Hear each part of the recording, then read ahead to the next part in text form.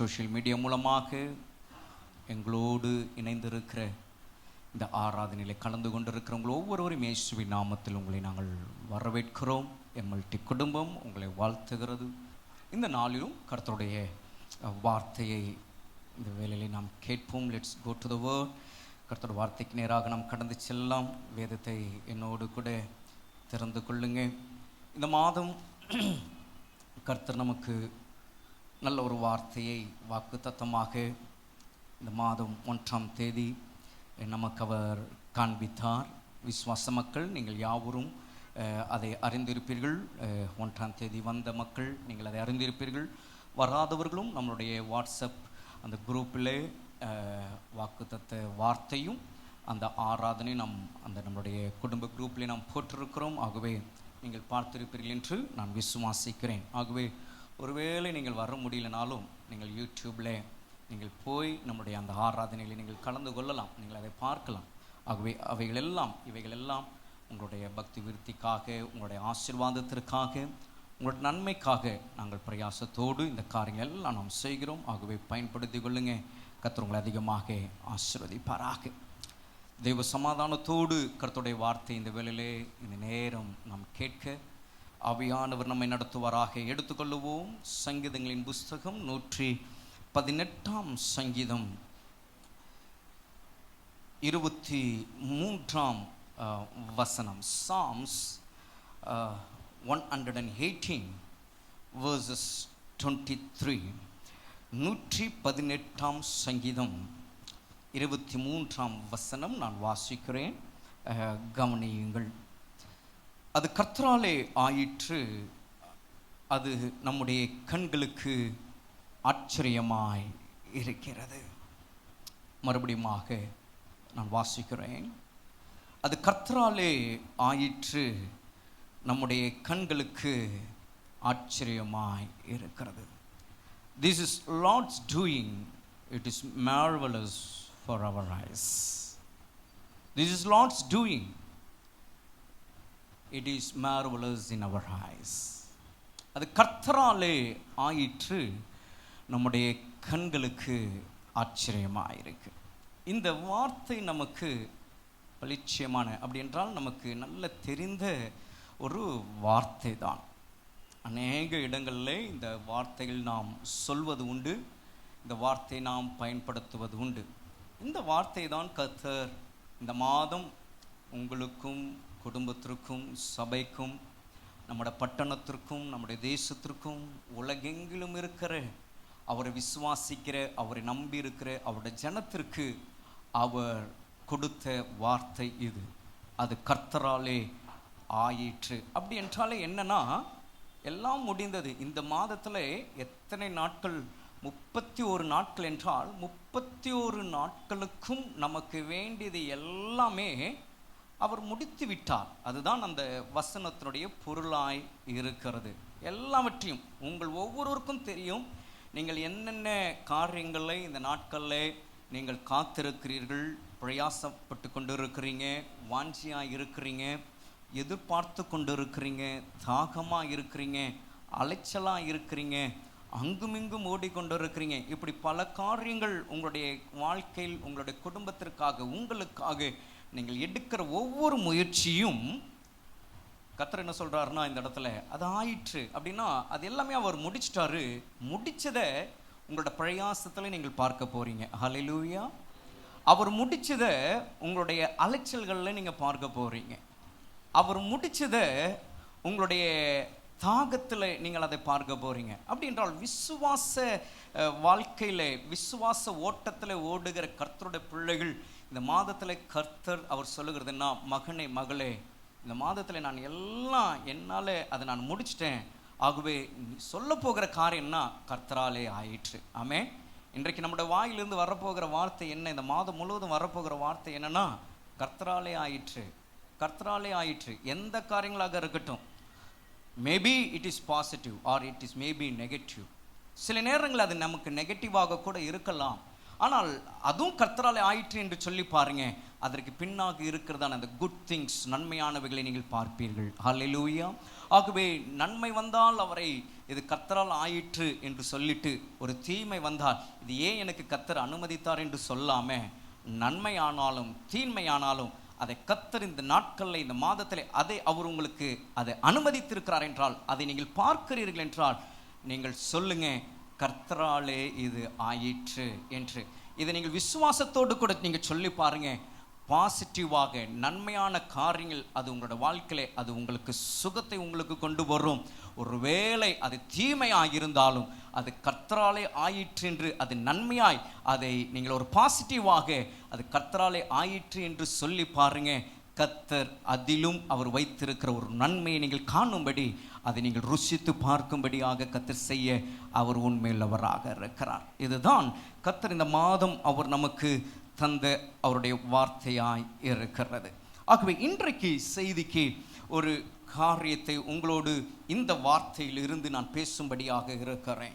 இந்த வார்த்தையிலே தொடக்கம் எப்படி நம்ம பார்க்கிறோம்னா, அது அது என்கிற அந்த வார்த்தையிலே இந்த வசனம் தொடங்கப்படுகிறது.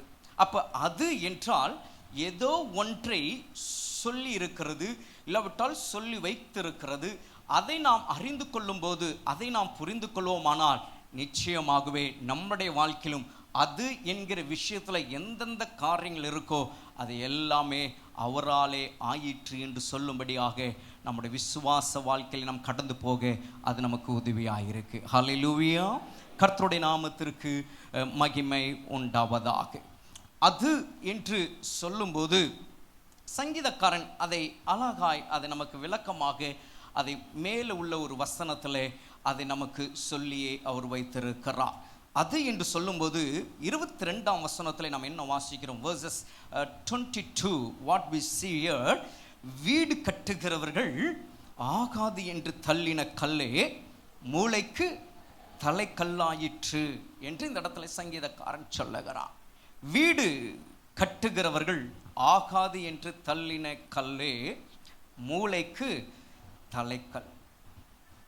அப்போ இந்த வார்த்தையை இன்றைக்கு எதற்கு கர்த்தருடைய ஆவியானவர் சபைக்கு அவர் கொண்டு வருகிறார் என்றால், தேவனுடைய ராஜ்யத்திற்கு இந்த வார்த்தையை அவர் ஒப்பிடுகிறார்.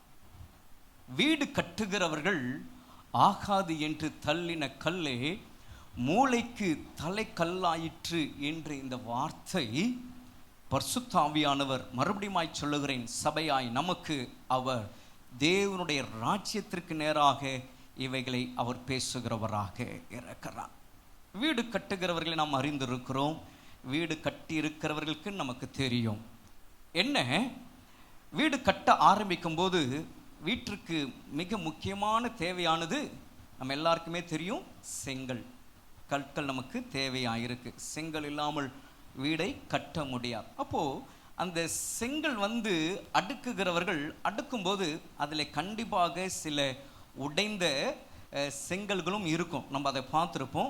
அதை என்ன செய்வாங்கன்னா ஓரத்தில் போடுவாங்க. இந்த உடஞ்ச செங்கலெல்லாம் ஓரத்தில் போட்டு நல்ல செங்கல்லாம் அப்படியே அடுக்குவாங்க. அவங்களுக்குன்னு ஒரு கணக்கு இருக்கும். ஒரு 15 ரோனா 15 ரோ வரைக்கும் அப்படியே போடுவாங்க. அப்போது ஹைட் வரைக்கும் போடுவாங்க. அப்போ அது அவங்களுக்கு ஒரு கணக்கு இருக்கும். அப்போ அது வரைக்கும் அப்படியே வச்சுட்டு வருவாங்க நல்ல கற்கள்லாம். ஆனால் அந்த உடைந்த செங்கல்லாம் ஒரு ஓரமாக அப்படியே வைத்திருப்பாங்க. அது இவங்களுக்கும் அவங்களுக்கும் ஒருவேளை உதவாதுன்னெலாம் கிடையாது. வைக்கிறவங்களும் என்ன நினச்சி தான் வைப்பாங்க, இது எதுக்காவது இது உதவும், அப்படிதான். ஆனால் முக்கியமாக இது உதவுமான்னு பார்த்தா உதவாது. எல்லாத்துக்குமே முழு கற்கள் இருந்தால் தான், முழு செங்கல் இருந்தால் தான் அதை அழகாக கட்டப்படுவதற்கு அது பயன்படும். ஆகவே தான் இந்த இடத்துல வேதம் சொல்லுகிறது, வீடு கட்டுகிறவர்கள் ஆகாது என்று தள்ளின கல்லே மூளைக்கு தலைக்கல். அப்போ கட்டுகிற அந்த கொத்தனாரோ மேஸ்திரியோ பாருங்க, அவர் ஆரம்பிக்கும் போது ஃபஸ்ட்டு எந்த கல்லை தான் எடுப்பார்னா, ஒரு ஷேப் வர்றதுக்கு உடைந்த கல்லை தான் ஃபஸ்ட்டு எடுப்பார். ஃபஸ்ட்டு ஒரு அந்த முள்ளுக்கல்லை வச்சு பார்ப்பாங்க. முள்ளுக்கல்லை வச்ச உடனே எந்தெந்த சைடு கேப் இருக்குன்னு பார்ப்பாங்க ஃபஸ்ட்டு வச்ச உடனே. அப்போ அந்த ஃபஸ்ட்டு வச்சு அடைக்கிறதுக்கு எந்த கல்லை தான் எடுப்பாங்க? உடைந்த அந்த செங்கலை எடுத்து அந்த ஃபில் பண்ணிட்ட பிறகு தான் முழு கற்களை அடுத்தடுத்து வைக்கிறத பார்க்குறோம். அதுதான் இந்த வசனத்தினுடைய அர்த்தமும் இருக்கிறது. வீடு கட்டுகிறவர்கள் ஆகாது என்று தள்ளின கல்லே மூளைக்கு தலைக்கல்லா இருக்கு, அதான் முக்கிய கல்லா இருக்கு, அதுதான் தலையா இருக்கு, அதுதான் தலை. அது இல்லாமல் வேறே வேலை ஆரம்பிக்கப்படுகிறது இல்லை. கர்த்தருடைய நாமத்திற்கு மகிமை உண்டாவதாக. அப்படி பார்க்கும்போது இந்த வார்த்தை தேவனுடைய ராஜ்யத்திற்கு நேராக கர்த்தர் நம்மை இன்றைக்கு சபையை அவர் கொண்டு போக அவர் விரும்புகிறார். ஆகாது என்று தள்ளின கல் மூளைக்கு தலைக்கல்லா இருக்குமானால் தேவனுடைய ராஜ்யத்திற்கும் இன்றைக்கு கர்த்தர் தம்முடைய வார்த்தையை அவர் நமக்கு கொடுக்க இருக்கிறார். அதை தான் நாம் இந்த நேரத்தில் பார்க்க இருக்கிறோம். ஆகவே என்னோடு கூட எடுத்துக்கொள்ளுங்க, மத்தேயு சுவிசேஷம் 21ஆம் அதிகாரம் 33ஆம் வசனம் முதல் 43ஆம் வசனம் வரையிலே நான் வாசிக்கிறேன். Let's turn to the gospel according to Matthew chapter 21 verses 33 to 43. I'll read for you. மத்தேயு சுவிசேஷம் 21ஆம் அதிகாரம் 33ஆம் வசனம் முதல் 43ஆம் வசனம் வரையிலே வேறொரு உவமையை கேளுங்கள். வீட்டு எஜமானாகிய ஒரு மனுஷன் இருந்தான். அவன் ஒரு திராட்சை தோட்டத்தை உண்டாக்கி அதை சுற்றிலும் வேலி அடைத்து அதில் ஒரு ஆலையை நாட்டி கோபுரத்தை கட்டி தோட்டக்காரருக்கு அதை குத்தகையாக விட்டு புறதேசத்திற்கு போயிருந்தான். கனிக்காலம் சமீபத்த போது அதன் கனிகளை வாங்கி கொண்டு வரும்படி தன் ஊழியக்காரரை தோட்டக்காரரிடத்திலே அனுப்பினான். தோட்டக்காரர் அந்த ஊழியக்காரரை பிடித்து ஒருவனை அடித்து ஒருவனை கொலை செய்து ஒருவனை கல்லெறிந்து கொன்றார்கள். பின்னும் அவன் முந்தினவர்களிலும் அதிகமான வேறு ஊழியக்காரரை அனுப்பினான். அவர்களையும் அப்படியே செய்தார்கள். கடைசி நாளில் அவன் என் குமாரனுக்கு அஞ்சுவார்கள் என்று சொல்லி தன் குமாரனை அவர்களிடத்தில் அனுப்பினான். தோட்டக்காரர் குமாரனை கண்டபோது, இவன் சுதந்திரவாளி, இவனை கொன்று இவன் சுதந்திரத்தை கட்டிக்கொள்வோம் வாருங்கள் என்று ஒருவரோடு ஒருவர் சொல்லிக்கொண்டு அவனை பிடித்து திராட்சை தோட்டத்திற்கு புறம்பே தள்ளி கொலை செய்தார்கள். அப்படி இருக்க திராட்சை தோட்டத்தின் எஜமான் வரும்போது அந்த தோட்டக்காரரை என்ன செய்வான் என்று என் அப்பன் இயேசு கடைசியாய் ஒரு கேள்வியாக இந்த இடத்துல வைக்கிறார். கேட்டார். அதற்கு அவர்கள் அந்த கொடியரை கொடுமையாய் அழித்து ஏற்ற காலங்களில் தனக்கு கனிகளை கொடுக்கத்தக்க வேறே தோட்டக்காரரிடத்தில் திராட்சை தோட்டத்தை குத்தகையாக கொடுப்பான் என்றார்கள். இயேசு அவர்களை நோக்கி, வீடு கட்டுகிறவர்கள் ஆகாது என்று தள்ளின கல்லே மூளைக்கு தலைக்கல்லாயிற்று, அது கர்த்தராலே ஆயிற்று, நம்முடைய கண்களுக்கு ஆச்சரியமாய் இருக்கிறது என்று நீங்கள் வேதத்தில் ஒரு காலம் வாசிக்கவில்லையா? ஆகையால் தேவனுடைய ராஜ்யம் உங்களிடத்திலிருந்து நீக்கப்பட்டு அதற்கேற்ற கனிகளை தருகிற ஜனங்களுக்கு கொடுக்கப்படும். கர்த்தருடைய நாமத்திற்கு மகிமை உண்டாகட்டும். நல்ல ஒரு உவமை, பலமுறை நீங்கள் வாசித்திருப்பீர்கள். ஒருவேளை உங்களுக்கு அது இந்த சம்பவம், இந்த உவமை உங்களுடைய மனதில் இருக்கலாம். சிறு பிள்ளைகளுக்கு சிறுவர் ஆராதனைகளை இவைகளை கதையாக அவர்களுக்கு சொல்லிக் கொடுத்திருப்பார்கள். தேவனுடைய ராஜ்யத்தை குறித்த ஒரு அழகான ஒரு விஷயத்தை ஒரு கதையாக, ஒரு ஊமையாக ஆண்டவராகிய இயேசு கிறிஸ்து கூடியிருந்ததான ஜனங்களுக்கு அவர் சொன்னதை நாம் இந்த இடத்துல பார்க்கிறோம்.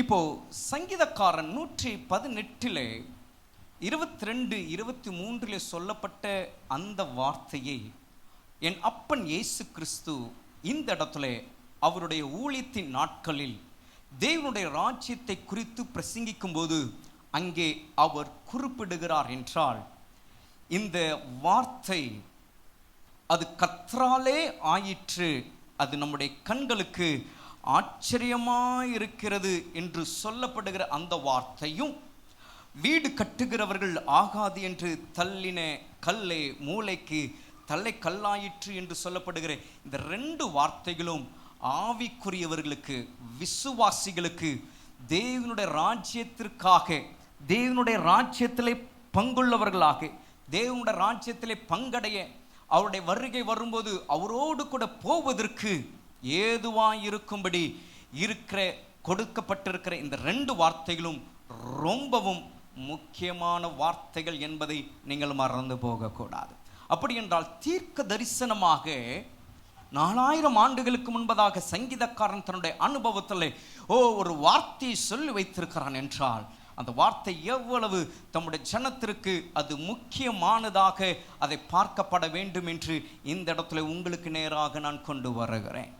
ஆகவே என் அன்புக்குரிய தேவனுடைய ஜனமே, இந்த இடத்துல என் அப்பன் இயேசு கிறிஸ்து சொல்லிய இந்த வார்த்தையை நாம் சற்று இந்த நேரத்தில் நாம் சிந்திக்க போகிறோம். அவர் சொன்ன இந்த ஊமையிலே தான் இன்றைக்கு நம்முடைய செய்தி அடங்கி இருக்கிறது.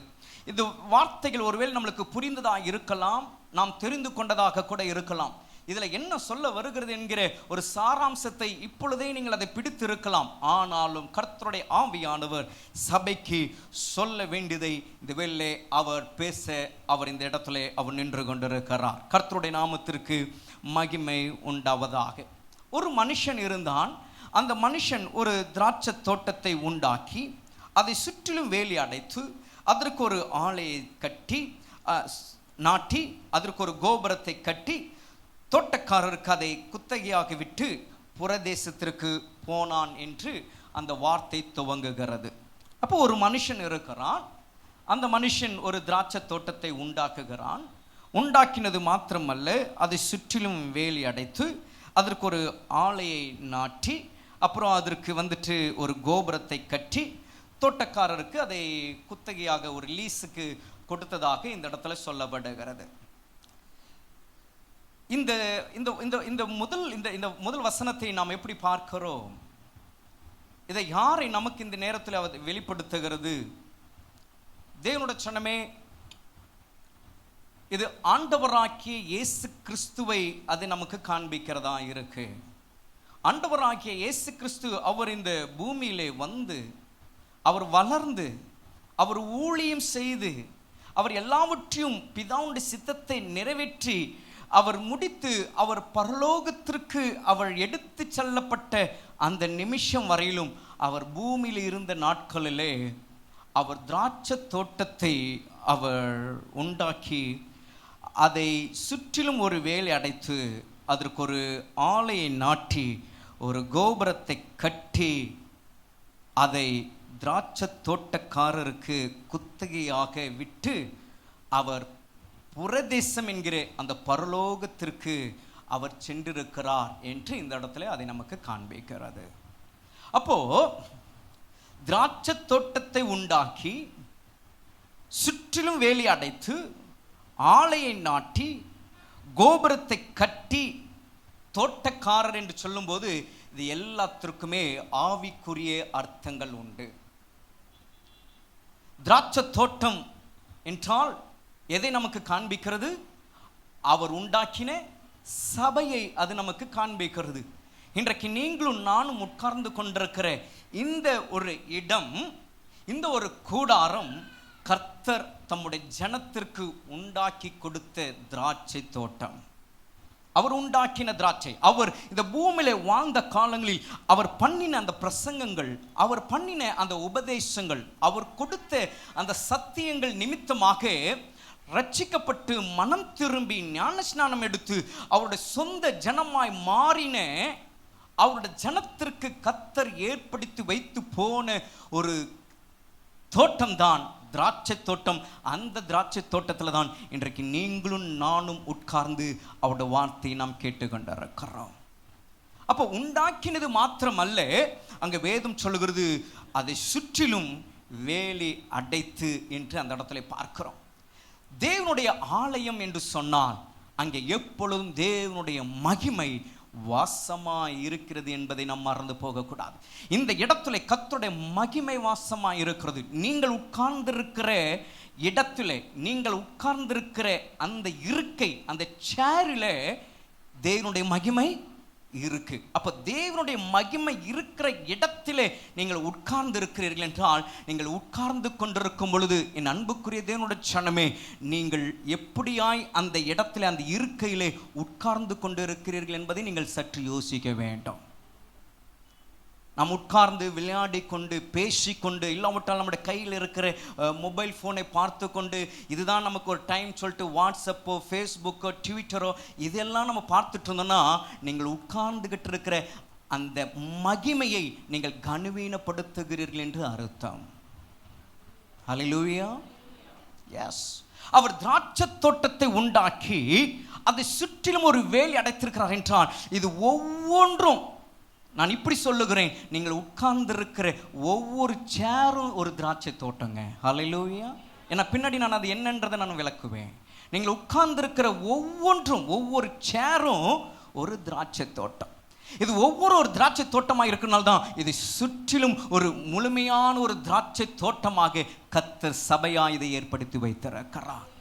அப்ப இந்த திராட்சை தோட்டத்தை சுற்றிலும் கர்த்தர் என்ன வேலி அடைத்து வச்சிருக்கிறாராம்? மகிமை என்னும் ஒரு வேலி அவர் அடைத்து வைத்திருக்கிறார். மகிமையை கர்த்தர் வைத்திருக்கிறார். வைத்தவர் போயிருக்கிறார். அடுத்தது நம்ம அந்த வசனத்தில் நம்ம வாசிக்கிறோம். என்ன வாசிக்கிறோம்னா, ஒரு ஆலையை நாட்டி. அப்படின்னா என்ன? ஒரு சபை என்று சொன்னால் அந்த சபையிலே கர்த்தர் ஆராதனைகளை கர்த்தர் என்ன செய்து வைத்திருக்கிறார். அதான் நான் சொன்ன பாருங்க, ஞாயிற்றுக்கிழமைனா பரிசுத்த ஆராதனைன்னு சொல்றோம்.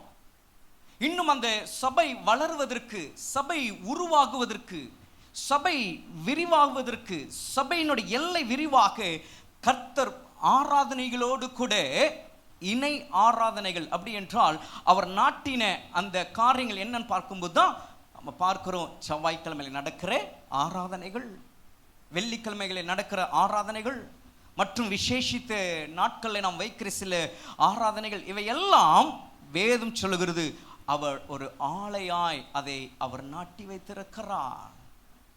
அப்போ கர்த்தருடைய பிள்ளைகளாகிய நமக்கு ஒரு திராட்சை தோட்டத்தை ஏற்படுத்தி அதில் ஒரு மகிமையை வைத்து, அந்த மகிமையில தம்முடைய பிள்ளைகள் வாசமாக இருக்கும்படி, அவர்கள் வந்து போகும்போது சும்மா வந்து போகாதபடிக்கு அந்த இடத்துல தேவனாகிய கர்த்தரை மகிமைப்படுத்தும்படி அங்கே ஒரு காரியத்தை அவர் நாட்டி வைத்திருக்கிறார் என்றால், ஆராதனையை நாட்டி வைத்திருக்கிறார் என்றால், அந்த ஆராதனைகளையும் நாம் என்ன செய்ய முடியாது? கனவீனப்படுத்தக்கூடாது. எந்த ஆராதனைகளையும் நாம் அசட்டை செய்யக்கூடாது. சரி, இருக்கட்டும். ஆகவே அப்படியாக அவர் ஒரு ஆலையை நாட்டி என்றால், அந்த தோட்டத்திலே அவர் ஒரு சபையிலே அவர் ஆராதனைகளை நாட்டி, இப்போ கோபுரத்தை கட்டி என்று பார்க்கிறோம். கோபுரத்தை கட்டி அப்படின்னா அவருடைய வார்த்தைகள், அவருடைய வார்த்தை. வேதம் சொல்லுகிறது, வானம் அவருக்கு சிங்காசனம், பூமி எனக்கு பாதப்படி. இது அவரை குறித்து சொல்லப்படுகிற ஒரு வார்த்தை. இன்னொரு வார்த்தை, அவர் சொல்லாகும், அவர் கட்டளையிட நிற்கும். இப்படி அவருடைய வார்த்தைகள், ஏராளமான வார்த்தைகள் நமக்கு கொடுக்கப்பட்டிருக்கிறது. ஒரு கோபுரம் போல அவருடைய வார்த்தைகள் கொடுக்கப்பட்டிருக்கிறது. அந்த வார்த்தைகள் ஒவ்வொரு ஆராதனைகளிலும் பேசப்படுகிறது. ஒவ்வொரு ஆராதனைகளிலும் அவருடைய வார்த்தைகள் கொடுத்து கொண்டே இருக்கிறது. அப்போ கர்த்தர் ஒரு திராட்சை தோட்டத்திலே அவருடைய வார்த்தையை கோபுரம் போல கர்த்தர் என்ன செய்திருக்கிறார்? கட்டி வைத்திருக்கிறார். ஆகவேதான் அந்த கோபுரத்திற்குள்ளாக, கட்டி வைக்கப்பட்டிருக்கிற அந்த கோபுரமாகிய அந்த வசனத்திற்குள்ளாக எந்த ஒரு கர்த்தருடைய பிள்ளை தங்களை விட்டு கொடுக்கிறார்களோ அவர்களுடைய வாழ்க்கை எப்படி இருக்கும்னா, வேதம் சொல்லுகிறது, உன் அலங்காரத்திற்குள்ளே எப்படி இருக்கும்? அந்த வார்த்தை தெரியாதா? உன் அலங்கத்துக்குள்ளே, உன் அரண்மனைக்குள்ளே. எஸ், எந்த ஒரு கர்த்தருடைய பிள்ளை அவர் கட்டி இருக்கிற அந்த கோபுரம் என்கிற அந்த வார்த்தைக்குள்ளாக இருக்கிறாங்களோ அவருடைய வாழ்க்கை சமாதானமும் சந்தோஷம் நிறைந்ததா இருக்கும். ஸோ ஆக கர்த்தர் இந்த இடத்துல ஒரு கோபுரத்தை கட்டி என்ன செய்யறாராம்? தோட்டக்காரருக்கு அதை குத்தகையாக விட்டு. தோட்டக்காரர்னா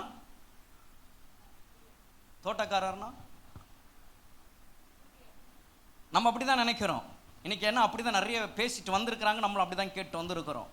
ஆனால் இன்றைக்கு நான் விளக்குறேன். தோட்டக்காரர்னா, இப்போ உதாரணத்துக்கு இப்படி சொல்றேன், இந்த சேரை நான் என்ன சொன்னேன், திராட்சை தோட்டம். இதுல ஒரு மகிமை கர்த்தர் வச்சாரு. இதுல ஆண்டவர் ஆராதனை என்கிற ஒரு விஷயத்தை ஆண்டவர் வச்சிருக்கிறாரு. அப்புறம் இதுல ஒரு வார்த்தை என்கிற ஒரு கோபுரத்தை கட்டி இருக்கிறாரு. இப்போ இதுல யார் உட்கார்றா? இப்ப நீங்க எங்க உட்கார்ந்து இருக்கிறீங்க? அப்போ ஒவ்வொரு திராட்சை தோட்டத்துல யார் உட்கார்ந்து இருக்கிறா? ஹலோ, நான் சொல்றது உங்களுக்கு புரியுதா? நான் சொன்ன இது ஒரு திராட்சை தோட்டம். இந்த திராட்சை தோட்டத்துல ஒரு மகிமை கர்த்தர் அதுல வச்சிருக்கிறாரு. வச்சதோடு கர்த்தர் என்ன செஞ்சிருக்கிறாருன்னா, அதுல இப்போ ஒரு தோட்டக்காரனாக அந்த இடத்துல அந்த தோட்டத்தில் இருக்க போகிறவர்களுக்கு வேண்டியதை கர்த்தர் அதுல வைத்திருக்கிறார். ஒரு கோபுரத்தை கட்டி ஒரு அது என்ன பார்க்கிறோம், ஆலையை அவர் நாட்டி வைத்திருக்கிறார். அப்போ அது ஒரு ஃபுல்ஃபில்லா இருக்கு. அந்த சேர், நீங்க உட்கார்ந்து இருக்கிற இந்த சேரு ஒரு ஃபுல்ஃபில்லோட இருக்கு. ஒரு நிறைவாய் கர்த்தர் இந்த ஒரு தோட்டம் என்கிற இந்த சேர் அவர் வைத்திருக்கிறார். இப்போ இந்த சேரை யார்கிட்ட கொடுத்துருக்கிறாருன்னா உங்கள்கிட்ட. ஏன்னா நீங்க தான் அங்க உட்கார்ந்து இருக்கிறீங்க. ஹல்லேலூயா. நேரா உள்ள வந்தீங்க, இதுதான் என்னோட இடம் அப்படின்னு சொல்லிட்டு நீங்க உட்கார்ந்து இருக்கிறீங்களா? அப்போ எதுல உட்கார்ந்து இருக்கிறீங்க? உங்களுக்குன்னு நியமிக்கப்பட்டிருக்கிற உங்களோட அந்த சேர். இப்போ இந்த வார்த்தையை அப்படியே திருப்பி கொள்ளுங்களேன், நான் சொன்னதெல்லாம் அப்படியே வைங்களேன். இப்போ இந்த திராட்சை தோட்டத்துக்கு ஆண்டவர் உங்களை ஒரு குத்தகையாக ஆண்டவர் வச்சிருக்கிறாரா? இதுல நீங்க நிரந்தரமாக உட்கார்ந்துகிட்டு இருக்க போறீங்க? சொல்லுங்களேன். இந்த சேர்ல நீங்க நிரந்தரமா ஹோல் லைஃப் ஆண்டவரே வந்துட்டு போனா கூட இங்கே இருக்க போறீங்க இந்த சேர். அப்போ இது நிரந்தரம் இல்ல, it is like a lease. இது ஒரு குத்தகையாக உங்களுக்கு கொடுக்கப்பட்ட ஒரு சேர். அப்போ ஒரு திராட்சை தோட்டம் இது. அப்போ இந்த திராட்சை தோட்டத்துல குத்தகையாக கர்த்தர் உங்களுக்கு இந்த இடத்தை என்ன செஞ்சிருக்கிறார், உங்களுக்கு கொடுத்திருக்கிறார். ஹல்லேலூயா. புரியுதா உங்களுக்கு? ஹல்லேலூயா. கர்த்தருடைய நாமத்திற்கு மகிமை உண்டாகட்டும். ஒருவேளை இதை நீங்கள் எப்படி புரிந்து கொள்ளுகிறீர்கள் என்றல்ல, நான் ஆவியிலே நான் பேசிக் கொண்டிருக்கிறேன். புரிந்தவனாய் நான் இந்த இடத்துல நின்று நான் பேசிக் கொண்டிருக்கிறேன். எனக்கு நியமிக்கப்பட்டிருக்கிற இந்த இடத்தை, இந்த திராட்சை தோட்டத்தை கர்த்தர் ஒரு முழுமைப்படுத்தி என்னை இந்த இடத்துல கர்த்தர் என்னை வைத்திருக்கிறார்னா, எனக்கு இதை ஒரு குத்தகையாக அவர் எனக்கு கொடுத்திருக்கிறார். அப்ப இந்த இடத்துல நிற்கிற நான் கர்த்தர் எதிர்பார்க்கிறபடியாக நான் இந்த இடத்துல நான் நிற்க வேண்டும். அதே போல அந்த திராட்சை தோட்டத்தில் உட்கார்ந்து கொண்டிருக்கிற நீங்கள் குத்தகையாக இல்லாவிட்டால் ஒரு லீஸாக கர்த்தர் உங்களை நியமித்து இந்த இடத்துல அவர் வைத்து இந்த பூமியிலே அவர் உங்களை வாழ்ந்திருக்க செய்திருக்கும் போது, ஓ என் அன்புக்குரிய தேவனுடைய சனமே, இந்த திராட்சை தோட்டத்தில் நீங்கள் அமர்ந்திருக்கிறீர்கள் என்றால் நீங்கள் அதற்கு ஏற்றவாறு கர்த்தர் நினைத்திருக்கிறவாறு நீங்கள் அந்த திராட்சை தோட்டத்தில் நீங்கள் இருக்க வேண்டும். ஹல்லேலூயா, ஹல்லேலூயா. அதைதான் இந்த இடத்துல வாசிக்கிறோம். ஆண்டவராகிய இயேசு கிறிஸ்து நல்ல ஒரு காரியத்தை சொல்கிறார். ஒரு மனுஷன் இருந்தான், அவர் ஒரு திராட்சை தோட்டத்தை உண்டாக்கினான். எல்லாவற்றையும் சரி செய்து அதை என்ன செய்தான் என்றால், ஒரு திராட்சை தோட்டக்காரன் இடத்துல அதை குத்தகையாக கொடுத்துட்டு அவர் வெளி தேசத்திற்கு புறதேசத்திற்கு அவர் போயிருக்கிறான். அதே போலதான் ஆண்டவராகிய இயேசு கிறிஸ்து எல்லாவற்றையும் செய்து ஒரு தோட்டக்காரராகிய உங்களிடத்துல கர்த்தர் இதை கொடுத்துட்டு அவர் போயிருக்கிறார். போனவர் திரும்ப வருவேன் சொல்லிட்டு தான் போயிருக்கிறார். ஹல்லேலூயா, ஹல்லேலூயா. ஆமா, இந்த இடத்துல இந்த வசனத்துல நீங்கள் பார்த்தீங்கன்னா, அப்படி நான் திரும்பி வருவேன்லாம் சொல்லல, விட்டுட்டு போயிட்டாரு பிரதேசத்திற்கு. ஆனா நம்முடைய ஆண்டவர் அப்படி இல்லை, சொல்லிட்டே போயிருக்கிறார், நான் திரும்ப வருவேன், திரும்ப வந்து உங்களை என்னிடத்துல சேர்த்து கொள்ளுவேன் சொல்லிட்டு போயிருக்கிறார். அப்படியானால் என் அன்புக்குரிய தேவனுடைய சனமே, திராட்சை தோட்டத்தை குத்தகையாக எடுத்திருக்கிற தோட்டக்காரராகிய உங்களுடைய வாழ்க்கையில கர்த்தர் எதிர்பார்க்கிறது என்ன? ஒரு மகிமையை வைத்து ஒரு ஆலையை நாட்டி ஒரு கோபுரத்தை கட்டி அதிலே உங்களை நீங்கள் பார்த்து கொள்ளும்படி கர்த்தர் உங்களை அதில் வைத்திருக்கிறார் என்றால் நீங்கள் கனி கொடுக்கும்படியாக. ஹல்லேலூயா. கனி கொடுக்கும்படியாக, டு பி ஃப்ரூட்ஃபுல், நீங்கள் கனி கொடுக்கும்படியாக. Each and everyone, இந்த வார்த்தை கேட்டுக் கொண்டிருக்கிற நீங்கள் ஒவ்வொருவரும் கனி கொடுக்கிறவர்களாய் இருக்கும்படியாக இதை உங்களை நம்பி குத்தகையாக அவர் உங்களுக்கு கொடுத்திருக்கிற ஒரு திராட்சை தோட்டம். ஆமென், ஹல்லேலூயா. அப்ப இந்த இடத்துல நீங்கள் வந்து அமர்ந்து நீங்கள் போறீங்கன்னா இதற்கு ஒரு வேல்யூ இருக்கு. இந்த வேல்யூவை ஆண்டவர் நிச்சயம் அவர் கேட்கிறவராக இருக்கிறார். திரும்ப வருவேன் என்று சொன்னவர் நிச்சயமாக அவர் திரும்ப வந்து உங்களிடத்துல இந்த திராட்சை தோட்டம், எந்த திராட்சை தோட்டத்தில் நீங்கள் உட்கார்ந்து கொண்டிருக்கிறீர்களோ அந்த திராட்சை தோட்டத்தை குறித்த கணக்கை அவர் உங்களிடத்துல அவர் விசாரிப்பார். அதுதான் இந்த இடத்துல நம்ம பார்க்கிறோம். கொஞ்ச நாள் போன பிறகு கனி கொடுக்கிற காலம் வந்தபோது இப்போ எஜமான் நினைக்கிறார், கனியெல்லாம் வந்திருக்கும், ஸோ அந்த கனிகளை கொண்டு வரும்படி நம்மளுடைய ஊழியர்களை அனுப்பி அதை வாங்கி கொண்டு வர சொல்லலாம் சொல்லி அனுப்புகிறார். அப்படி அனுப்பும்போது நடக்கிற காரியம் என்ன? அங்கே 35ஆம் வசனத்தில் வாசிக்கிறோம் பாருங்க. தோட்டக்காரர் அந்த ஊழியக்காரரை பிடித்து, தோட்டக்காரர்னா நீங்க, இங்க ஒரு வார்த்தை சொல்லப்படுது ஊழியக்காரர். இங்கதான் உங்களை நடத்தும்படி கர்த்தர் நியமித்து வைத்திருக்கிற ஊழியக்காரனாக நான் இந்த இடத்துல நிற்கிறேன். அப்போ இந்த இடத்துல வார்த்தை நல்லா கவனிங்க. இப்ப தோட்டக்காரர் இடத்துல அந்த ஊழியக்காரர் வரார். இப்போ வந்து கேட்குறாங்க, எஜமான் அனுப்பினார், கனிகளை வாங்கி கொண்டு வர சொன்னாரு, கனிகளை கொடுங்க அப்படின்னு கேட்குறாங்க. அப்ப இந்த இடத்துல தோட்டக்காரர் செய்கிற காரியம் என்னன்னா, கனியை தான் கொடுத்துருக்கணும். ஆனா அவங்க செய்த காரியம் என்ன அப்படின்னு நீங்க பார்த்தீங்கன்னா, அந்த ஊழியக்காரரை பிடித்து ஒருவனை அடித்து, ஒருவனை கொலை செய்து, ஒருவனை கல்லெறிந்து கொன்றார்கள். கனியை வாங்கும்படி, கனியை பெற்றுக்கொள்ளும்படி, கனியை பார்க்கும்படி, கனியை எடுத்துக்கொண்டு போகும்படியாக வந்த ஊழியக்காரனுக்கு நடந்த ஒரு காரியம் என்னன்னா, தோட்டக்காரர் செய்தது முதல் பிடிக்கிறார், அடுத்தது அடிக்கிறார், அடுத்தது கொலை செய்கிறார், சிலரை கல்லெறிந்து கொல்றாங்க.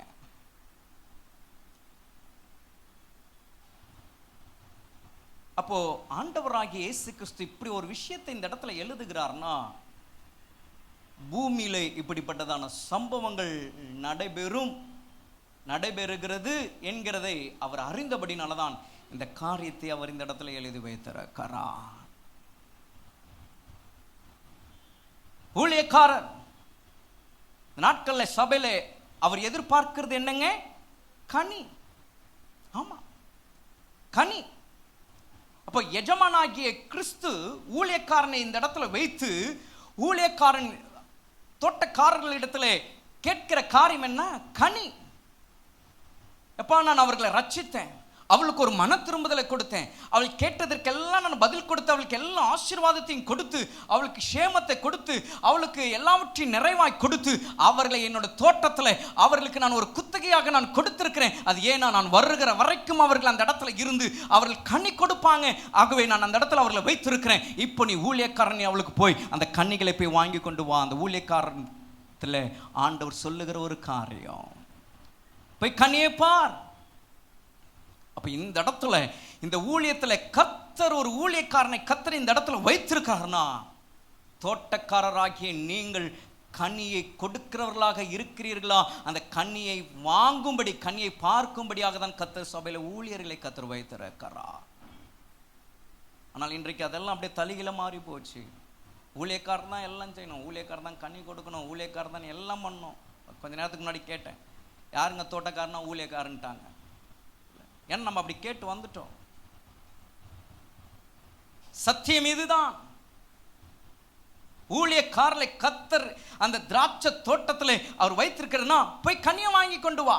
அப்ப ஆத்துமாக்களிடத்துல கனியை பார்க்கதான், ஆத்துமாக்களிடத்துல இந்த கனியை எடுக்கதான் கர்த்தர் அந்த ஊழியர்களை கர்த்தர் சபையில வைத்திருக்கிறார். அப்ப அந்த கனி கொடுக்கும்படி ஊழியர்கள் அந்த தோட்டக்காரர்களுக்கு என்னெல்லாம் செஞ்சு கொடுக்கணுமோ, என்னெல்லாம் செய்யணுமோ அது எல்லாம் அந்த ஊழியக்காரர்கள் செய்வார்கள். அதுதான் இந்த இடத்துல ஊழியக்காரர்களாக நின்று போதிக்க வேண்டிய காரியங்களை போதித்து, கொடுக்க வேண்டிய காரியங்களை கொடுத்து, ஆராதிக்க வேண்டிய காரியத்தில் ஆராதனைகளை நடத்தி, அவளுக்கு செய்ய வேண்டிய எல்லா காரியங்களையும் செய்து அவர்களை ஊழியக்காரர்கள் நடத்துறாங்கன்னா, அவர்கள் தோட்டக்காரர்களிடத்துல கனியை பார்க்கதான், கனியை பார்க்க. ஆனா ஊழியக்காரர்களுக்கு அங்கே என்ன கிடைத்ததா? அடி, அப்புறம் கொலை. அதுக்கு ஆவிக்குரிய அர்த்தம் இருக்குங்க. சும்மா ஆண்டவர் ஒரு காரியத்தை எழுதுவாரா? ஆண்டவர் ஒரு காரியத்தை சும்மா எழுத மாட்டான். அவரோட ஊமைகளாக ஒரு காரியத்தை சொல்றாருன்னா அதுல ஆழமான மறைப்பொருள், ஆழமான ரகசியங்கள் அதில் அடங்கி இருக்கும். இப்போ ஊழியக்காரனை அனுப்பி போய் கனியை வாங்கிட்டு வாப்பானா, தோட்டக்காரங்க என்ன செஞ்சாங்க? அவரை முதல்ல பிடிச்சி வச்சு அவரை அடிச்சு அவரை கொலை செஞ்சு சிலரை கல்லெறிஞ்சே கொன்றாங்க. இன்றைக்கு அப்படிதான் ஊழியக்காரர்களுக்கு நடக்கிற காரியங்களாக இருக்கு. ஊழியக்காரர்கள் வந்து தோட்டக்காரர்கள் இடத்துல கனியை கேட்டா பிடித்து வைக்கிறது போல என்னதான் கனியை கொடுங்கன்னு கேட்டாலும் அப்படியே அந்த ஊழியக்காரன் வேதனைப்படுகிற அளவுக்கு தோட்டக்காரர்கள் நடந்து கொள்ளுவாங்க. சொல்றது புரியும். நான் ரொம்ப ஆழமாய் நான் கொண்டு போக நான் விரும்பல.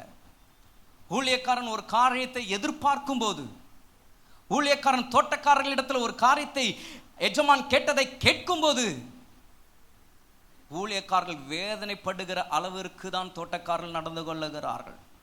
அதான் பிடித்து வைக்கிற ஒரு அனுபவம். இரண்டாவது அடிக்கிறது. அடிக்கிறது பார்வையிலேயே. பார்வையிலேயே இதுக்கெல்லாம் நிறைய அர்த்தங்கள் இருக்கு. நான் இதை விலக்கி கொண்டு போக நான் விரும்பல. பார்வை. ஊழியக்காரனே டைரக்டா ஒன்றும் சொல்ல முடியாது, பேச. அதனால எல்லாம் பார்வையிலே நடக்கும். பார்வையிலே நடக்கும். நீ சொல்றது சொல்லியா, நாங்கள் செய்யறது செய்கிறோம். ஆனால் பார்வையெல்லாம் பார்க்கறது போலேயே தான் இருக்கும். ஆனால் அந்த பார்வையில் ஆயிரங்கள் பேசும். அதான் அடிக்கிறது. சொல்லாம அடிக்கிறது. சொல்லாம அடிக்கிறது. அதான் பார்வையிலே அடிக்கிறது. எஜமான் சொல்லி ஊழியர்காரர் தோட்டக்காரர் இடத்துல கனியை கொடுங்கப்பா, இந்த காரியத்தில் இந்த கனியை கொடுங்க, நீங்க வாங்க கனியை தாங்க அப்படின்னு கேட்டா அடிக்கிறது பார்வையிலே. அடுத்தது பார்க்குறாங்க, கல் எறிந்து கொன்றார்கள். இதெல்லாம் பயங்கரமான காரியங்கள். தேவனுடைய சனமே, நாம் சிந்தித்து பார்க்கணும். இதெல்லாம் ஏன் ஆண்டவர் இந்த இடத்துல அவர் சொல்லுகிறார்? முடிவு நமக்கு அந்த இடத்துல ஆண்டவர் சொல்லி வைத்திருக்கிறார். கீழே அப்படியே பார்க்கிறோம். அடுத்து ஊழியர்கள் போறாங்க, அவங்களுக்கு அதே தான். அப்போ இந்த இடத்துல எத்தனை ஊழியர்கள் இங்கே வந்து வந்து வந்து கனி கொடுக்கும்படி, கனி தரும்படி,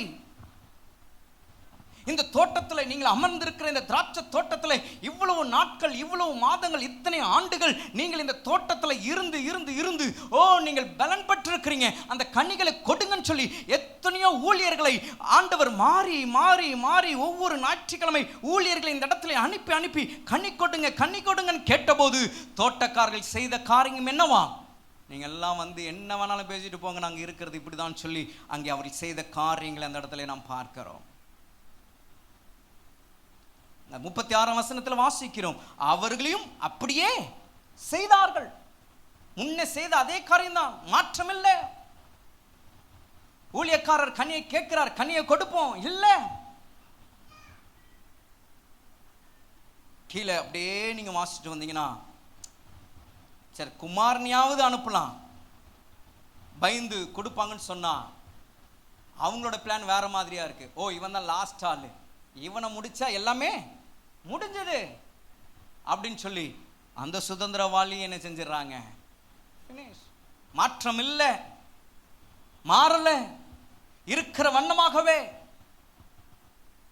அப்பதான் ஆண்டவர் ஒரு கேள்வியை அந்த இடத்துல அவர் வைக்கிறார். அப்படி இருக்க திராட்சை தோட்டத்தின் எஜமான் வரும்போது அந்த தோட்டக்காரரை என்ன செய்வான்? கடைசியாய் எல்லாம் முடிந்து எஜமான் வந்து அந்த தோட்டக்காரனை பார்க்கும்போது அந்த எஜமான் என்ன செய்வாருங்க? ஒரு கேள்வி அந்த இடத்துல வைக்கிறார். அதற்கு கூடி இருந்தவர்கள் கொடுத்த பதில் என்னவாம்? அதற்கு அவர்கள் அந்த கொடியரை கொடுமையாய் அழித்து ஏற்ற காலங்களில் தனக்கு கனிகளை கொடுக்கத்தக்க வேறு தோட்டக்காரர்களிடத்துல திராட்சை தோட்டத்தை என்ன செய்வாங்க? கொடுப்பாங்க. மக்கள் சொல்றாங்க, அவன் இப்படி இருக்கிறானா, அவனை எடுத்து போட்டு அவனுக்கு கொடுக்க வேண்டிய தண்டனையை கொடுத்து நல்ல கனிகளை சரியான நேரத்தில் கொடுக்கக்கூடியதான ஒருவனை கண்டு அந்த திராட்சை தோட்டக்காரன் இடத்துல அந்த திராட்சை தோட்டத்தை கொடுப்பாங்க. மக்களே சொல்றாங்க.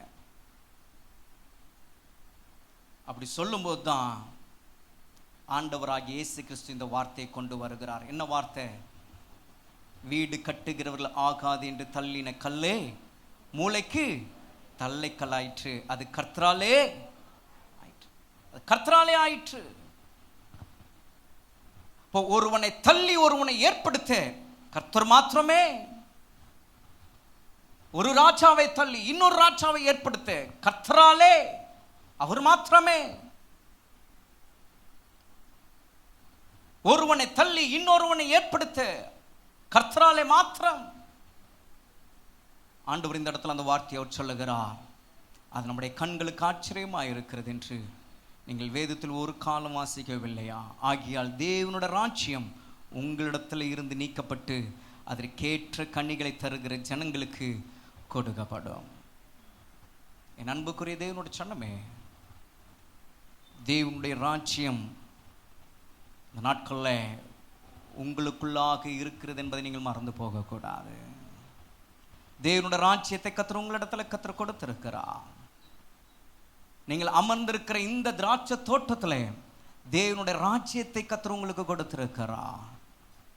இந்த தேவனுடைய ராஜ்யத்தை நீங்கள் எப்படியாய் நீங்கள் வைத்திருக்கிறீர்கள்? தேவனுடைய ராஜ்யத்தை நீங்கள் எப்படியாக அதை பயன்படுத்துறீங்க? How you are using the kingdom of God. தேவனுடைய ராஜ்யத்தை நீங்கள் அதை பயன்படுத்தணும். ஃப்ரூட் உண்டாகணும், கனி உண்டாகணும். ஆண்டவர் சொல்றாரு, கனி கொடுக்கிற காலத்தில் கனி கொடுக்கலனா அது நீக்கப்பட்டு அதற்கேற்ற கனிகளை தருகிற ஜனங்களுக்கு அது என்ன செய்யுமாம்? கொடுக்கப்படும். இன்றைக்கு உங்களை ஆராய்ந்து பாருங்க. இன்றைக்கு ஆண்டவர் உங்களிடத்துல கனி கொடுக்கும்படி ஆண்டவர் உங்களுக்கு அவர் கொடுத்தவைகள் என்ன? நீங்கள் இருக்கிற இந்த திராட்சை தோட்டத்தில், நீங்கள் அமர்ந்திருக்கிற இந்த திராட்சை தோட்டத்தில் அவர் உங்களுக்கு கொடுத்திருக்கிறது என்ன? அவர் உங்களுக்குள்ளாக அவர் என்ன தந்திருக்கிறார்? யோசிச்சு பாருங்க. ஒவ்வொரு திராட்சை தோட்டத்திற்கும் வித்தியாசமாய் அது நன்றாய் கனி கொடுக்கும்படி அதை அவர் பண்படுத்தி அதை அவர் சரியாய் நடத்தி இருக்கிறார், நடத்தி கொண்டிருக்கிறார். அப்படியானால் தோட்டக்காரர்களாகி நீங்கள் இருக்கிற இந்த திராட்சை தோட்டத்திற்கு ஓ ஹல்லேலூயா கனியை நீங்கள் கொடுக்கிறவர்களா இருக்கிறீங்களா? ஆண்டவர் உங்களுக்கு அவர் உங்களுக்கு கொடுத்திருக்கிறார். யோசிச்சு பாருங்க. வாட் தி திங்ஸ் காட், அவர் என்ன காரியங்களை அவர் உங்களுக்கு கொடுத்திருக்கிறார், தந்திருக்கிறார். ஒவ்வொருவருக்கும் ஒவ்வொரு தாளந்துகள், ஒவ்வொரு கிருபைகள், ஒவ்வொரு வரங்களை கர்த்தர் உங்களுக்கு கொடுத்திருக்கிறார். ஊழியம் செய்யும்படியாக, ஊழியத்தை விசாரிக்கும்படியாக, ஊழியத்தை தாங்கும்படியாக கர்த்தர் உங்களை ஏற்படுத்தி இருக்கிறார். என் அன்புக்குரிய தேவனுடைய சொன்னமே, அதில் நம்முடைய கனிகளை நாம் கொடுக்கிறவர்களா இருக்கிறோமா? அதில் நம்முடைய கனி இருக்கா? கனியை நாம் தந்து கொண்டு இருக்கிறோமா? கர்த்தருடைய நாமத்திற்கு மகிமை உண்டாகட்டும். இதோ நான் வருகிறேன் என்று சொன்னவர் அவர் சீக்கிரமாய் வரும் பொழுது தேவனுடைய ராஜ்யத்திற்குரிய அந்த பலனை அவர் உங்களிடத்தில் அவர் பார்க்கும்போது நீங்கள் என்ன செய்ய போறீங்க? What you are going to do? நம்ம ஆண்டவரை பார்த்து சொல்ல போறோமா? ஆண்டவரை நீங்க என்ன ரட்சித்தீங்க, என்னை நீங்க அபிஷேகம் பண்ணினீங்க, என்னை உம்முடைய பிள்ளையாய் நீங்க மாற்றினீங்க. முடிவு பரியந்த உம்முடைய வரிகளில் நீர் வந்தால் உம்மோடு கூட நான் வருவதற்கு என்னுடைய ரட்சிப்பை நான் காத்து கொண்டு ஓ நான் உண்மையா இருந்தேன். இதை தான் நம்ம சொல்ல போறோமா? இல்லை. இது அவர் விரும்புகிற பதில் அல்ல. இது அவர் எதிர்பார்க்கிற பதில் அல்ல. ஒவ்வொரு சபையும், ஒவ்வொரு திராட்சை தோட்டமும், அந்த திராட்சை தோட்டத்தில் இருக்கிற ஒவ்வொரு திராட்சை தோட்டக்காரர்களும் ஓ ஹல்லேலூயா கனியை கர்த்தர் எதிர்பார்க்கிறார். தேவனுடைய ராஜ்யத்திற்குரிய கனி,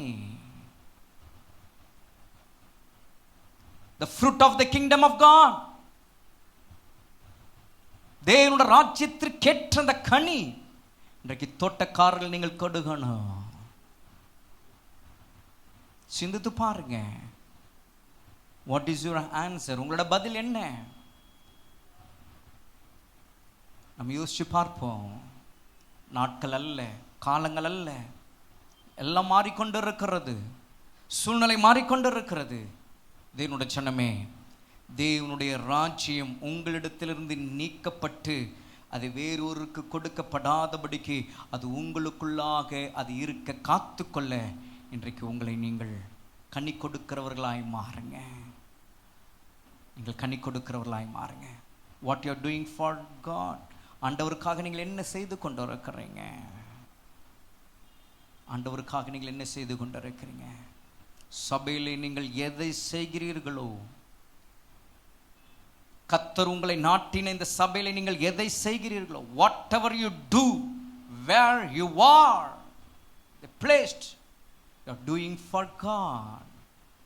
நீங்கள் இருக்கிற இடத்திலே, கர்த்தர் உங்களை நாட்டின இடத்திலே, கர்த்தர் உங்களை வைத்திருக்கிற இடத்திலே நீங்கள் எதை செய்கிறீர்களோ அதை நீங்கள் அவருக்கே செய்கிறீர்கள், அவருக்கே செய்கிறீர்கள்.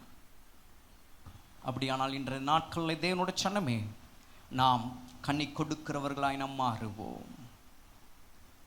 கனியை நம்மளிடத்துல கர்த்தர் எதிர்பார்க்கிறார். அந்த கனி சீக்கிரம் நாம் அவருக்கு கொடுக்கதான் இந்த நாட்களில் நம்மளை பலப்படுத்தும்படி கனிகளை நாம் கொடுத்து கொண்டே இருக்க,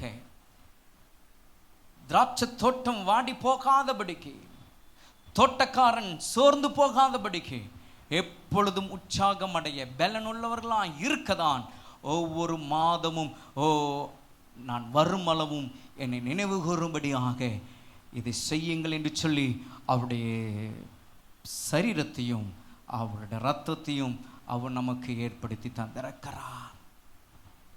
இதை ஒவ்வொரு மாதம் நாம் பிரவேசித்து இதில் பங்கெடுக்கிற நாம், என் அன்புக்குரிய தேவனுடைய சனமே, தேவனுடைய ராஜ்யத்தை குறித்த ஒரு பக்தி வைராக்கியம் சபையாய் உங்கள் ஒவ்வொருவருக்குள்ளாக இருக்க வேண்டும், ஒவ்வொருவருக்குள்ளாக இருக்க வேண்டும். Think about that. இதை பற்றி கொஞ்சம் சிந்திச்சு பாருங்க. நாம் எந்த அளவில் நாம் இருக்கிற திராட்சை தோட்டத்தோடு எனக்கும் அந்த தோட்டத்திற்கும் உள்ள ஒரு நல்ல ஒரு ஒரு ஒரு ஃபங்க்ஷனிங் இருக்குன்னு கொஞ்சம் யோசிச்சு பாருங்க. கர்த்தர் எனக்கு அவர் நம்பி என்னிடத்துல கொடுத்த இந்த திராட்சை தோட்டத்தில் நான் எப்படி இருக்கிறேன்? அவர் வந்து என்னிடத்துல கனி கேட்டா நான் இந்த திராட்சை தோட்டத்திலேருந்து நான் எதை நான் அவருக்கு கொடுக்க போகிறேன்? இல்லாட்டினு இந்த ஊழியக்காரர்கள் இந்த தோட்டக்காரர்கள் செய்தது போல இன்றைக்கு நாம் செய்ய இருக்கிறோமா? இல்லை என்றால் அவர் தம்முடைய ஊழியர்களை அனுப்பும்போது தோட்டக்காரர்கள் கனிகளை கொடுக்கிறவர்களாக, கனிகளை காட்டுகிறவர்களாக நாம் இந்த இடத்துல இருக்க போறோமா? சிந்திச்சு பாருங்க. Take it is your word. இது உங்களோட வார்த்தையாக எடுத்துக்கொள்ளுங்க. ஏனென்று எனக்கு ஏன் அந்த கேள்வியை புறம்பே தள்ளுங்க. Think about the kingdom of God. தேவனோட ராஜ்யத்தை சிந்தித்து பாருங்க. ஒவ்வொரு நாளும் கர்த்தர் தம்முடைய ஜனத்திற்கு அவர் நாட்களை அவர் தரும்போது, கூட்டி கொடுக்கும்போது நாம் கனி கொடுக்கிறவர்களாய் மாற வேண்டாம். உபத்திரம் வரலாம், கஷ்டங்கள் வரலாம், பிரச்சனைகள் வரலாம், அவமானங்கள் வரலாம், நிந்தை வரலாம், எல்லாம் வரலாம். ஆனால் கர்த்தருடைய பிள்ளை தேவனுடைய ராஜ்யத்திற்குரிய காரியங்களே, அதற்குரிய அடுத்தவைகளே தங்களை ஈடுபடுத்தி கொள்ளும்போது நிச்சயமாகவே கர்த்தர் அவர்களோடு கூட இருந்து கர்த்தர் செய்கிற காரியம் அது பயங்கரமாயிருக்கும். அந்த தோட்டத்தில் கனிகளை பார்த்து கொண்டே இருக்கலாம். அப்போ நீங்க உட்கார்ந்திருக்கிற அந்த திராட்சை தோட்டத்தை அவர் உங்களிடத்துல, தோட்டக்காரராகிய உங்களிடத்துல கர்த்தர் கொடுத்திருக்கிறார். அந்த திராட்சை தோட்டத்திற்கு நீங்கள் எத்தனை கனிகளை கொடுத்திருக்கிறீங்கன்னு கொஞ்சம் யோசிச்சு பாருங்க, சிந்திச்சு பாருங்க. கர்த்தரோட வரைக்கு நாம் ஆயத்தப்படுவோம். காலம் சமீபமா இருக்கு. ஆகவே தான் வேதம் இப்படியாய் சொல்லுகிறது, வீடு கட்டுகிறவள் ஆகாது என்று தள்ளின கல்லை மூளைக்கு தலைக்கல்லாயிற்று. மூளைக்கு தலைக்கல்லாய் நீங்களும் நானும் எப்பொழுதும் நாம் இருப்போம். எப்பொழுதும் நாம் அந்த மூளைக்கல்லாய் இருப்போம். சிலர் சொல்லுவதை நாம் கேட்டிருப்போம், சபையில் நீங்கள் இந்த காரியத்தை நீங்கள் செஞ்சுட்டு இருந்தீங்க, நான் பார்த்தேனே, இப்போ நீங்கள் அதை செய்கிறதுலையே வேற ஒருத்தர் அதை செய்கிறாங்களே. அப்போவே நம்ம புரிஞ்சிக்கலாம், அதை அங்கேருந்து பிடுங்கி அதை இன்னொருத்தருக்கிட்ட ஆண்டவர் கொடுத்துருக்கிறார். அப்படின்னா என்ன அர்த்தம்? அதான் இந்த இடத்துல தேவனோட ராஜ்யம் உங்களிடத்திலிருந்து நீக்கப்பட்டு அதற்கேற்ற கனிகளை தருகிற ஜனங்களுக்கு அது கொடுக்கப்படும் என்றால், கர்த்தர் நமக்கு கனிகளை கொடுக்க வேண்டும் என்று சொல்லி நம்மளை கர்த்தர் வைத்திருக்கும் பொழுது சரியான காலங்களிலே நாம் கனி கொடுக்கிறவர்களாய் நாம் மாறுவோம். இல்லை என்றால் நம்மளிடத்துல இருந்து அதை எடுத்து அதை இன்னொருத்தர்கிட்ட கொடுத்தா கர்த்தரோட வரிகளை நாம் பதில் கொடுக்க வேண்டியவர்களாக இருப்போம். ஆனால் நம்முடைய சபை அப்படி இருக்காது என்று நான் நம்புகிறேன். கர்த்தர் உங்களுக்கு கொடுத்தவைகளிலே நீங்கள் பத்திரமாக அதை நீங்கள் பாதுகாத்து மூளை கல்லாக நீங்கள் எப்பொழுதும் இருந்து தேவனுடைய ராஜ்யத்தை நீங்கள் கட்டும்படி கர்த்தருடைய ஆவியானவர் உங்களோடு கூட பேசி கொண்டிருக்கிறார். ஹல்லேலூயா, ஹல்லேலூயா.